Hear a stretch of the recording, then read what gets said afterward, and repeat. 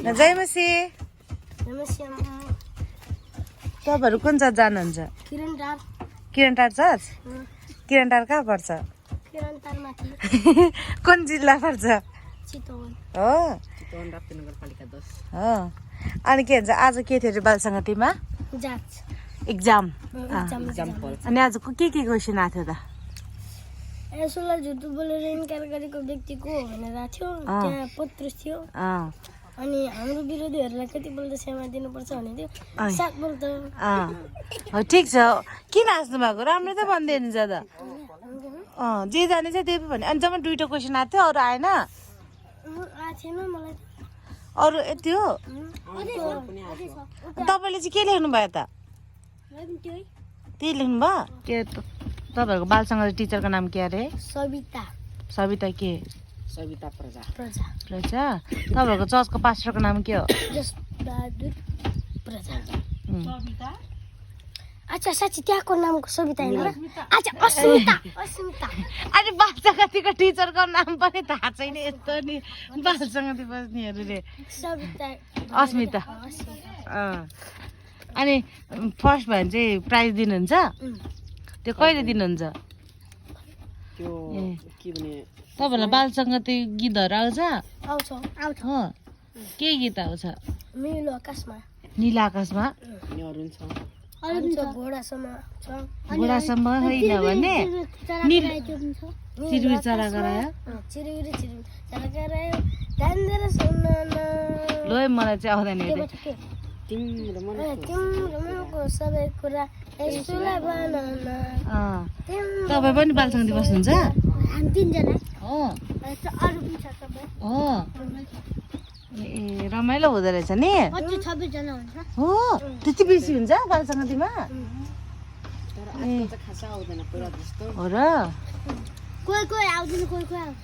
ए अनि चर्च नआएकोहरूलाई चाहिँ तिमीहरू के भन्छ चर्च आओस् कि नआओस् त अनि त्यहाँ राम्रो कुरा गरोस् अनि प्रभुको महिमा गरोस् हो नि कस्तो मिठो मिठो बोल हो नि परमेश्वरको आशीष पाओस् हो नि कति राम्रो छ यसरी बढ्नुपर्छ ल यसरी सबैजनालाई तिमी जस्तै साथीहरूलाई पनि सुनाउनु पर्छ स्कुलमा नि सुनाउनु पर्छ ल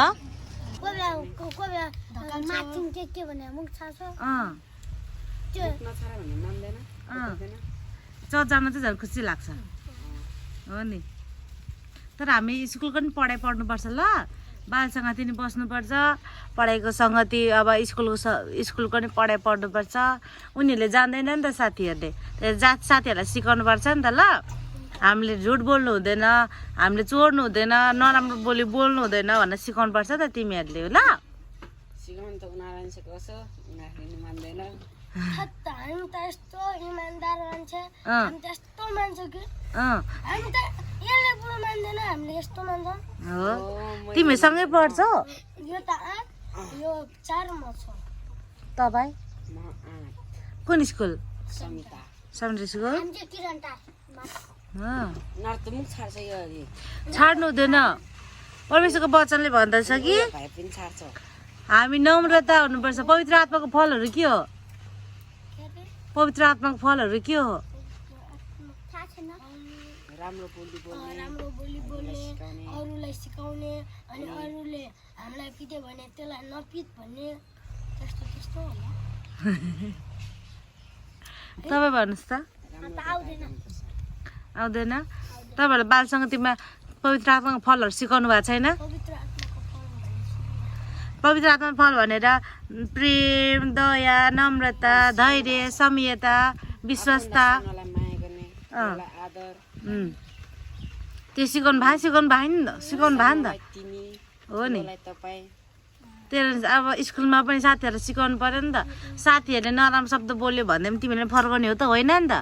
उनीहरूले त जान्दैन हामीले त जानेको छौँ हामीले के भन्छ साथीलाई नबोल भन्छ तेरो मजुरी चल्छ र यहाँ भन्छ अब के भन्नु हो त तर पनि उनीहरूको लागि प्रार्थना गरिदिने क्षमा दिने